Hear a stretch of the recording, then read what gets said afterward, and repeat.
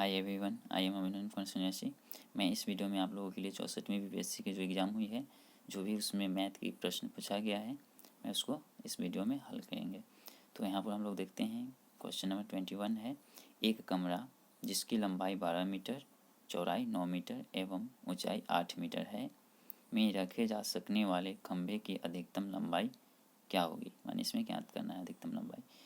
तो देखिए, ये बहुत सिंपल सा क्वेश्चन है, क्योंकि यदि मान लिया जाए कि एक कमरा है, तो कमरा में अधिकतम लंबाई की वस्तु कब रखा जाएगा, जिसको विकर्णता जब रखा जाएगा। सबसे अधिकतम लंबाई विकर्ण ही होता है किसी भी रूम के अंदर। यदि आप खंभा या पाइप कोई भी चीज़ आपको रखना हो तो सबसे लंबी विकर्ण रूप से रख सकते हैं। तो कहने का मतलब हो गया क्या, तो हम लोग को ये जो घनाभ है, घनाभ का विकर्ण निकाल लेना है। तो घनाभ का विकर्ण निकाल लेंगे तो इसका आंसर हम लोग को निकल जाएगा। तो ये हम अभी वर्ग में आपको बताएं, लेकिन घनाभ का निकालना है तो डायरेक्ट हम लोग निकाल लेते हैं। घनाभ का क्या होता है, तो घनाभ का हो जाता है, विकर्ण का फॉर्मूला होता है √L² plus B² plus H²। क्योंकि घनाभ में हम लोग चल रहे हैं तो यहाँ पर हम लोग अब रख लेते हैं, सभी का स्क्वायर कर लेते हैं। 12 का स्क्वायर हो जाएगा, इसके बाद 9 का हो जाएगा, इसके बाद 8 का स्क्वायर हो जाएगा। अब इसको आगे हम लोग हल करते हैं, क्या हो जाएगी, ये हो जाएगा √12 का 144 प्लस 9 का 81 प्लस 8 का 64। अब इसको हल हम लोग करते हैं, सबको जोड़ लेंगे। जोड़ने पर क्या आएगा, 6 6 6 8 8 1 9। इसके बाद में हो जाएगा 8 6 14 14 4 14 4 18 हो जाएगा 289 का वर्गमूल 17 होता है। अर्थात इसका करेक्ट आंसर हो जाएगा 17 मीटर, क्योंकि यही सबसे लंबी वस्तु की हो जाएगी। तो ऑप्शन सी हो जाएगा। ठीक है, नेक्स्ट क्वेश्चन में हम लोग चलते हैं, तो आगे बढ़ जाते हैं। क्वेश्चन नंबर 22 है। एक रेलगाड़ी जिसकी लंबाई 150 मीटर है, उत्तर दिशा की तरफ 144 किलोमीटर प्रति घंटा की गति से चलते हुए 250 मीटर लंबे एक पुल को पार कर सकेगी। माने यहाँ पर समय पूछा जा रहा है कि जो 250 लंबा पुल है, इसको कितना समय वो पार कर जाएगी। यह भी बहुत सिंपल सा क्वेश्चन है, देखिए कैसे। तो मान लेते हैं कि ये पुल है, एक पुल हो गई, इसके बाद एक ट्रेन है। तो ट्रेन को पार करने के लिए, यानी पुल को पार करने के लिए क्या होना होगा कि पूरा लंबाई को पार करना होगा, पुल प्लस में ट्रेन की लंबाई, तो टोटल डिस्टेंस हो जाएगा। तो टोटल डिस्टेंस कितना हो जाएगा, टोटल डिस्टेंस हो जाएगा, यहाँ पर दूरी हो जाएगा 150 प्लस में पुल की लंबाई को भी जोड़ेंगे 250, ये भी जुड़ जाएगा। हो जाएगा कितना मीटर, तो हो जाएगा 200 2 2 400, तो 400 मीटर संपूर्ण लंबाई हो गया। इसके बाद चाल कितना दिया गया, 144 किलोमीटर प्रति घंटा।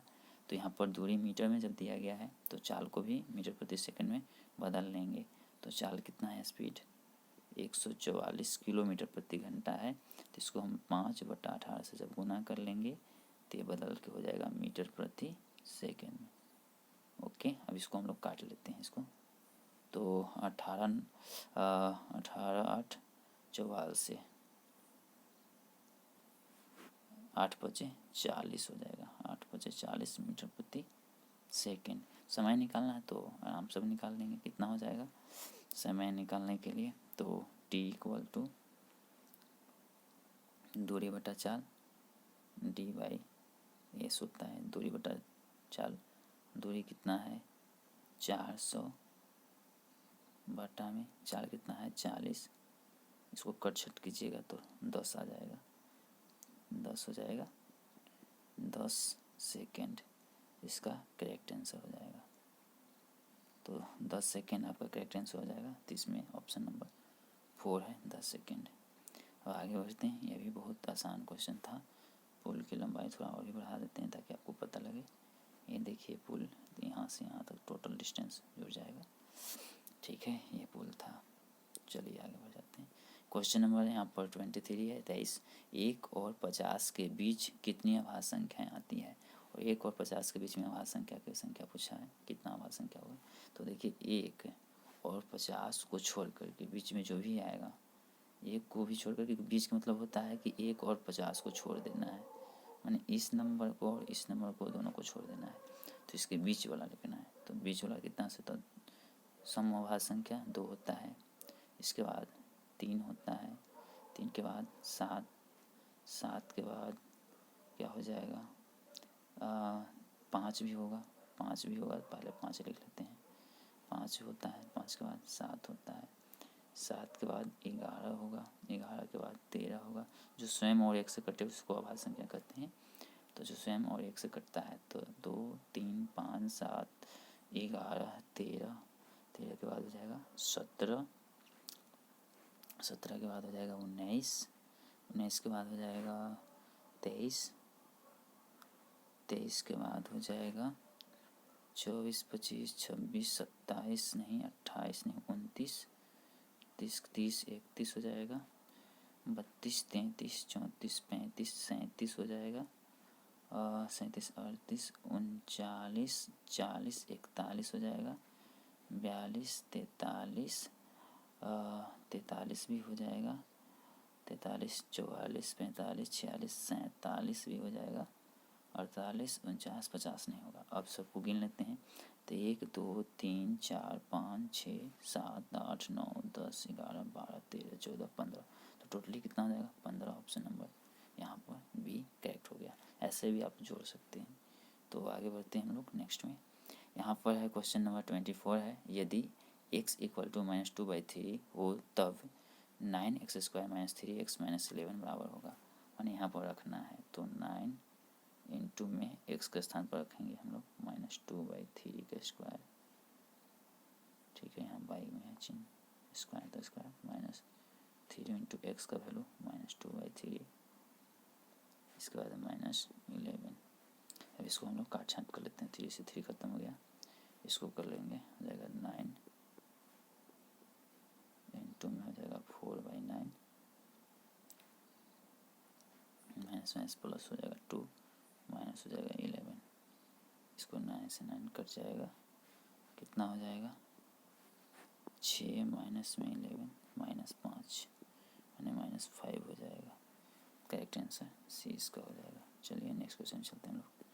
क्वेश्चन नंबर 25 है, एक परीक्षा में प्रत्येक उम्मीदवार हिंदी या इतिहास या दोनों लेते हैं, यानी हिंदी इतिहास या दोनों लेते हैं। तो 66% हिंदी तथा 59% इतिहास लेते हैं। तो कहने का मतलब कि हिंदी कितना प्रतिशत लेता है आदमी, तो हिंदी लेता है 66%, ठीक है, 66%। लोग बढ़िया से 66 लिख लेते हैं ताकि अच्छा हो। चलिए 66%, और इसके बाद कितना है 59% इतिहास है, यानी हिस्ट्री, यहाँ पर हिस लिख देते हैं, हिस्ट्री कितना है 59%। टोटल 100% ही होता है। तो दोनों उम्मीदवार को पूछा है, कुल उम्मीदवार 3000 है, सॉरी 3000 है, तो 3000 कुल है, टोटली उम्मीदवारों की संख्या 3000 है। इसके बाद में पूछा रहा है कि कितने उम्मीदवारों ने हिंदी और इतिहास दोनों लिया है। तो हिंदी और इतिहास कितना दोनों लिया है, तो 100% होता है, उम्मीदवार तो 100% ही होंगे टोटल। तो इसमें से कितना ज़्यादा हो रहा है, कॉमन कितना हो रहा है, तो हम लोग निकाल लेते हैं, दोनों को पहले जोड़ेंगे। तो 66 अब प्लस में जोड़ लीजिए 59, तो हो जाएगा 915, हासिल एक यहाँ हो गया 11, 1 12, यानी 125% हो रहा है। अर्थात ज़्यादा कितना हुआ, तो 25%, अर्थात 25% तो दोनों स्टूडेंट हैं। बस यहाँ दिमाग लगाना है, कुछ भी नहीं है, क्योंकि यहाँ पर ज़्यादा हुआ, यहाँ पर ऐड किए हैं, तो ऐड हुआ कितना 125% हो गया, 125 हो गया। तो कहने का मतलब हो गया कि यहाँ पर 100% ही टोटल उम्मीदवार होते हैं, लेकिन 25% ज़्यादा है। इसका अर्थ हो गया कि 25% विद्यार्थी है जो हिस्ट्री और हिंदी दोनों पढ़ता है, ठीक है। तो यहाँ पर टोटली कितना है 3000 है। तो यहाँ पर दोनों पढ़ने वाले की संख्या ही निकालना है, तो बहुत आसान है। दोनों पढ़ने वाला की संख्या कितना है 25% है, तो 25% निकाल देंगे, आंसर हो जाएगा। तो दोनों के लिए देखिए यहाँ पर हम लिख देते हैं दोनों के लिए, तो दोनों के लिए हो जाएगा 3000 का 25%। बहुत ईजी क्वेश्चन था ये। यहाँ से हम लोग कट कर लेते हैं विदाउट वेन डायग्राम। इसको भी हम लोग कट कर लेते हैं। कितना बार में कटेगा ये? तो कट जाएगा 750 हो जाएगा। क्लियर हो गया यहाँ पर। तो ऑप्शन नंबर यहाँ पर बी हो जाएगा। 7.5 यहाँ दिया हुआ है। आगे बढ़ते हैं नेक्स्ट में। बहुत सिंपल क्वेश्चन था, सिर्फ देखने में था। चलिए नेक्स्ट क्वेश्चन चलते हैं। यहाँ पर है क्वेश्चन नंबर 26 है कि यदि x equal to root under है, पॉइंट में है, ऊपर भी पॉइंट में नीचे भी है, तो x का वैल्यू ज्ञात करना है, माने कि इसका वर्गमूल निकालना है और कुछ नहीं करना है। ठीक है, तो पहले हम लोग देखते हैं पॉइंट का खेल। पॉइंट का खेल क्या होता है? यदि मान लिया जाए कि ऊपर इस प्रकार से हम लिख दिए, ठीक है, 2 अंक के बाद है, 2 अंक के बाद दशमलव है, अगर नीचे भी 2 अंक के बाद दशमलव हो, कोई भी संख्या हो, तो सेम टू सेम तो ये कट जाएगा। क्यों?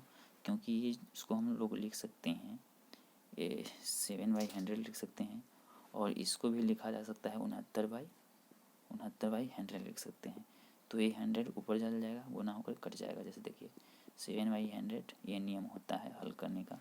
ये आपको हम बता रहे हैं क्योंकि बहुत इजी है, ज़्यादा कैलकुलेशन हम लोग को नहीं करना होगा। देखिए ये कट गया, क्योंकि जब जितना 2 डिजिट के बाद ऊपर भी है, 2 डिजिट के बाद नीचे भी है, तो कैंसिल हो जाता है। डायरेक्ट इसको हम लोग 7/69 लिख सकते हैं। यही चीज़ यहाँ पर आया। ठीक है, तो सेम करना है प्रोसेसिंग यहाँ भी, और कुछ नहीं करना है। बहुत ईजी था, तो इसको हम लोग पहले हटा देते हैं इसको, उसके बाद में हम लोग इसको बना लेते हैं। बहुत सिंपल से, देखिए बहुत आसान क्वेश्चन था। अब आ जाते हैं यहाँ पर सॉल्यूशन करने। तो यहाँ पर हम लोग लिख सकते हैं क्या? x equal to root under point देखते हैं कि अंक के बाद है 1 2 3 4 5 6 7 8। 1 2 3 4 5 6 7 8, माने दोनों ऊपर नीचे सेम है। तो ऊपर नीचे सेम है, तो इसको हम लोग सिर्फ और सिर्फ इतना लिख सकते हैं, क्योंकि सेम टू सेम है। तो अभी हमको आपको बता चुके हैं कैलकुलेशन में, क्यों आगे 0 है तो आगे 0 का कोई वैल्यू नहीं, समाप्त हो गया। दशमलव भी समाप्त हो गया, बस ये हो गया। अब इसका वर्गमूल निकालना है, तो यह भी बहुत सिंपल है। देखिए इसका नियम भी हम आपको कहिएगा तो अलग से वीडियो लाएंगे और बढ़िया से हमको बता देंगे। तो देखिए इसको वर्गमूल निकालने का विधि क्या है, शॉर्टकट में हम लोग निकालते हैं। ये जो 25 है, 25 है, 25 इसका अगर हम लोग वर्गमूल करेंगे तो 5 हो जाएगा। ठीक है, तो 2 डिजिट ख़त्म हो गया, क्योंकि वर्गमूल जब हम लोग निकालते हैं तो 2 स्क्वायर ही किया जाता है, इसलिए 2 डिजिट ख़त्म होता है। तो इकाई संख्या में 5 किसका आएगा? 5 का आएगा। तो 5 संख्या सिर्फ आता है, तो 5 ले लिया, मैंने 2 संख्या खत्म। अब ये देखिए 12, तो 12 किसका वर्ग हो सकता है? तो 12 में पूरा वर्ग किसका निकल सकता है? तो 3 का, क्योंकि 4 का तो 16 हो जाता है, 16 हो जाता है। तो 3 का 9 होता है। तो 12 में से 9 का वर्ग जो है पूरा 12 है, 12 में से 9 का नहीं 3 का पूरा वर्ग निकल सकता है, इसमें इंक्लूड है, अंदर है। तो यहाँ पर हो जाएगा 3। जस्ट नीचे भी देखते हैं तो ये 9 है, तो 9 किसका हो सकता है? एक 7 का हो सकता है और एक 3 का भी वर्ग हो सकता है, मैंने 2 इकाई संख्या हो गया। इसके बाद हम लोग देखते हैं 2 इधर कैंसिल हो गया, तब इधर से 2 53 में किसका वर्गमूल हो सकता है, मैंने किसका वर्ग इसमें से निकल सकता है पूरा।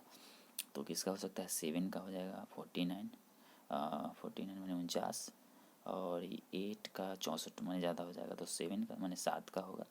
तो इकाई यहाँ पर संख्या हम लोग को जो दाहिनी अंक मिला वो 7 मिला। दाहिनी अंक हम लोग को क्या मिल गया? 7, तो 7 मिल गया। अब इसमें हम लोग देखते हैं कि 7 कहाँ है। तो देखिए यहाँ पर 2 डिजिट का है, ऊपर 35 यहाँ मिला है, मैंने ऑप्शन नंबर 1 में तो मिल ही गया, लेकिन और इसको 100% आपको बना देते हैं। तो 7 हुआ, तो 7 के लिए अब जाँचेंगे कैसे। तो 7 आया, तो इसके लिए होता है 7 इंटू 1 बढ़ा के गुना करते हैं हम लोग, तो इसमें कितना हो जाएगा? 8 सत्ते 56 हो जाएगा।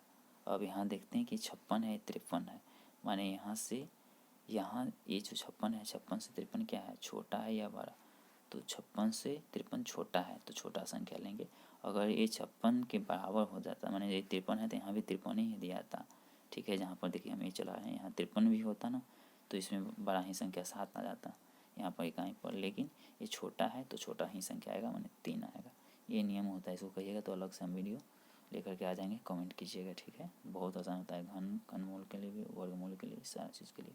तो इसका ट्रिक ये देखिए, यहाँ पर हम डायरेक्ट लिख दिए हैं। ये होता है n into n plus one. इसको से ही देखा जाता है, जब दो इकाई संख्या मिलता है तो इससे कंपेयर करके देखा जाता है छोटा या बड़ा, जो कि आपको बता दें कैसे देखना है। तो ऑप्शन नंबर फर्स्ट हो जाएगा इसका करेक्ट आंसर। चलिए, बहुत आसान है, इसको वर्गमूल निकालने की कोई झंझट नहीं होता है, ये जो बताएंगे बहुत सुपर आइडिया है। चलिए नेक्स्ट क्वेश्चन चलते हैं। क्वेश्चन नंबर 27 है यदि x प्लस 1y इक्वल 1 है और y प्लस 1y इक्वल 1 है, तो यहाँ पर कह रहा है कि z प्लस 1/x का वैल्यू कितना होगा, ये पूछा जा रहा है। तो इसको बनाने का भी एकदम बहुत सिंपल है, क्योंकि ऐसे भी कैलकुलेशन कीजिएगा तो थोड़ा बड़ा जाएगा, लेकिन कैलकुलेशन नहीं कीजिए वही अच्छा होगा। तो देखिए कैसे बनाएंगे बिना कैलकुलेशन का। यहाँ पर वैल्यू हम लोग x और y का वैल्यू यहाँ पर ऐसा रखना है ताकि इसको जोड़ने पर 1 आ जाए। माने इसमें जो देख रहे हैं आप लोग, तो यहाँ पर x और y का वैल्यू ऐसा पुट करेंगे कि 1 ही रहे, फिर यहाँ भी ऐसा पुट करेंगे कि 1 ही हो, तो यहाँ पर x और z का वैल्यू रख करके इसको हल कर देंगे तो आंसर मिल जाएगा। चलिए तो हम लोग देखते हैं। अगर मान लिया जाए कि हम लोग x इक्वल टू 2 ले लेते हैं और y इक्वल टू यदि मान लेते हैं कि हम लोग -1 रखते हैं, तो इसका वैल्यू ये समीकरण फर्स्ट जो है यहाँ पर देखिए फर्स्ट लिखें, ये संतुलित हो जाएगा, काम करेगा। क्यों? क्योंकि x के स्थान पर 2 रख दिए, y के स्थान पर -1 रख दिए, तो 1/-1 तो -1, 2 में से 1 जाएगा तो 1 बचेगा, माने कि इसको संतुलित कर रहा है, ये 1 जो है संतुलित हो रहा है इससे।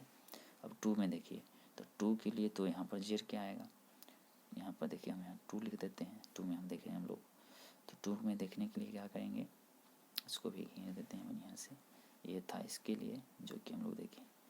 अब यहाँ नीचे देखिए, तो y का वैल्यू तो -1 लिए हुए हैं, तो -1 ही y का वैल्यू होगा, यहाँ -1 रख दिए हैं प्लस। अब z के स्थान पर कितना रखे कि इसका वैल्यू 1 आ जाए, तो z के स्थान पर 1/2 रखना होगा, तो ऊपर ये 2 जो है ऊपर चला जाएगा, मैंने 2 में से 1 जाएगा तो 1 बचेगा, ये 1 लाने के लिए इसको, ठीक है। मैंने z का वैल्यू कितना आएगा, 1/2 आएगा, क्योंकि हम y का वैल्यू यहाँ पर -1 लिए हैं और x का वैल्यू 2 लिए हैं। तो ये हो गया। अब बस इसमें पुट कर देना है, हल कर देना है, हो जाएगा आंसर हम लोग का। देखिए कैसे, तो ये z का वैल्यू है, यहाँ पर हम z लिख दिए, और ये x का वैल्यू लिए हैं, ये y का वैल्यू है, और यहाँ पर ये z का वैल्यू मिला। अब देखिए, क्योंकि समीकरण में संतुलित होना चाहिए, तो z प्लस 1/x का वैल्यू हम लोग को क्या करना है, ज्ञात करना है। z का वैल्यू कितना है, 1/2 है, प्लस 1/x का वैल्यू कितना लिए हैं, 2 लिए हैं। देखिए 2, तो 1/2 प्लस 1/2 1, इसका करेक्ट आंसर होगा। तो ऑप्शन नंबर देखिए कितना आसान है, इसको हल करिएगा तो बहुत ज़्यादा हो जाएगा, लेकिन इस प्रकार से बना लीजिएगा वैल्यू पुट करके तो बहुत आसान पड़ेगा, सुविधा पड़ेगा। चलिए नेक्स्ट क्वेश्चन में चलते हैं। क्वेश्चन नंबर यहाँ पर है 28 है कि 4 बहनों की औसत आयु 7 वर्ष है। तो 4 बहनों की औसत आयु कितना है, 7 वर्ष है। तो 4 सिस्टर का योग कितना हो जाएगा, योग, क्योंकि औसत दिया है तो योग हो जाएगा 7 को 28, 4 गुने 7 हो जाएगा, ठीक है, माने 28 हो जाएगा। इसके बाद फिर क्या क्या जा रहा है कि यहाँ पर माँ को भी इंक्लूड किया जा रहा है, ठीक है, माँ को भी जोड़ दिया जाए, तो औसत 6 वर्ष बढ़ जाता है। औसत पहले 7 था तो 6 बढ़ेगा, तो 7 6 13 हो जाएगा, ठीक है। तो संख्या भी एक बढ़ जाएगा, 4 बहन थी, अब माँ भी जुड़ गई तो 5, तो 5 का योग कितना हो जाएगा, 5 का योग हो जाएगा 5 गुने में 7 6 13, क्योंकि थी बढ़ गया था, औसत बढ़ा गया था, 6 बढ़ाया औसत, तो ये हो जाएगा 13 5 65। तो एज, तो माँ का एज तो आराम से निकल जाएगा ना।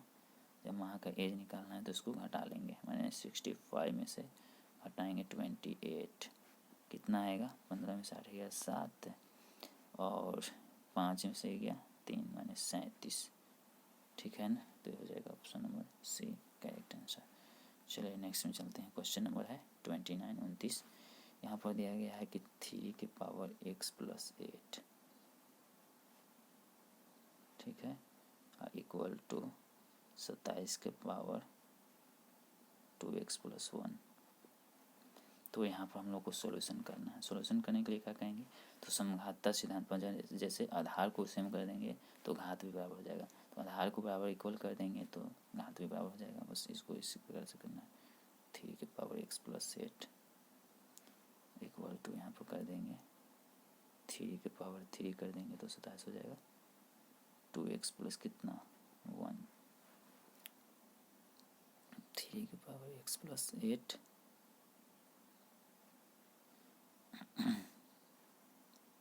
हो जाएगा 3 के पावर 3 दूनी 6x प्लस में 3।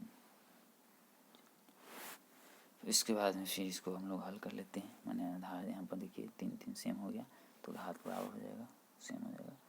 तो x plus 8 equal to 6x plus 3। ये इसको भी देते हैं, इसको इधर भी देते हैं तो 8 माइनस 3 हो जाएगा equal to 6x minus x। तो यहाँ पर इसको हल करते हैं तो हो जाएगा 5 equal to 5x, x equal to कितना हो जाएगा 1, करेक्ट आंसर आ जाएगा 1, ऑप्शन नंबर बी करेक्ट हो जाएगा यहाँ पर। चलिए नेक्स्ट क्वेश्चन चलते हैं। बहुत ही क्वेश्चन था। क्वेश्चन नंबर यह भी बहुत सिंपल है लेकिन यहाँ पर थोड़ा छूटा हुआ था। n इक्वल टू यहाँ पर 1 है, 1 से 10 सिग्मा का मतलब जोड़ होता है, योग जोड़ना। 2n प्लस 1/2 तो एस का वैल्यू माने टोटल यहाँ पर सम निकालना है, जोड़ निकालना है। तो बहुत सिंपल क्वेश्चन है। देखिए इसको कैसे हम लोग बनाएंगे। अर्थात 1/2 है, यहाँ पर 1 से 10 तक है, इसमें n तो नहीं है 1/2 में, अर्थात 1/2 को 10 बार जोड़ना है। ठीक है, इसको पहले अलग अलग हम लोग कर लेते हैं। तो एस इक्वल हो जाएगा सिग्मा, यहाँ पर डायरेक्ट हम 1 से 10 लिख देते हैं, यहाँ n बराबर है। ठीक है, यहाँ छोटा हुआ था, n इक्वल टू यहाँ हो जाएगा, ये अलग अलग कर लेते हैं पहले 2n प्लस यहाँ पर डायरेक्ट देते हैं क्योंकि 1/2 को 10 बार जोड़ना है, अर्थात 10 इंटू 1/2 हो जाएगा। 10 बार जोड़िए या 10 से गुना कर दीजिए, बात तो सेम है। ये हो जाएगा 5। बहुत सिंपल है। यहाँ पर 2 कॉमन ले लीजिए और 1 से लेकर के 10 तक माने 1 का पहाड़ा को जोड़ना है, क्योंकि n की जगह पर पहले 1 रखेंगे, फिर जोड़ में 2 हो जाएगा, फिर 3 हो जाएगा, डॉट डॉट डॉट कहाँ तक 10 तक, 1 का पहाड़ा जो आप लोग जानते हैं। चलिए तो यहाँ पर क्या हो जाएगा, इसका फॉर्मूला भी होता है, नहीं तो ऐसे भी जानते हैं कि 1 से लेकर 10 तक जोड़ेंगे तो 55 आता है, आपको भी पता होगा। 1 का पहाड़ा को जोड़िएगा तो, और नहीं तो फिर इसका एक फॉर्मूला भी होता है, n इंटू n प्लस 1/2 होता है। ठीक है, प्लस में कितना 5। इसके बाद फिर हम थोड़ा सा इसको आगे बढ़ा देते हैं, यहाँ पर जगह ले लेते हैं नीचे। अब देखिए यहाँ पर देखिए हो जाएगा क्या, तो 2 से 2 कैंसिल हो जाएगा। अब n के स्थान पर 10 रखना है तो 10 इंटू में हो जाएगा कितना 11 प्लस में 5 कितना हो जाएगा 115 गुना ये कर लीजिएगा 115 हो जाएगा। थोड़ा सा इसको छोटा कर लेते हैं हम लोग ताकि आपको एक साथ दिखाई दे। छोटा हो जाओ मेरे दोस्त। चलिए छोटा हो जाएगा। देखिए ये क्वेश्चन था, सॉल्यूशन भी आपको यहाँ पर दिखा दिए। तो ये था और इसमें कुछ है नहीं, बहुत सिंपल था क्वेश्चन। यहाँ पर थोड़ा सा उग गया है, इसको कोई दिक्कत नहीं। चलिए तो आगे देखते हैं। आगे क्वेश्चन नहीं है, आप लोग प्लीज़ सब्सक्राइब कीजिए, शेयर कीजिए अधिक से अधिक और लाइक भी कर दीजिएगा। और जो भी अगर कमी हो या कोई टॉपिक पर आपको चाहिए वीडियो तो कमेंट ज़रूर कीजिए। All subject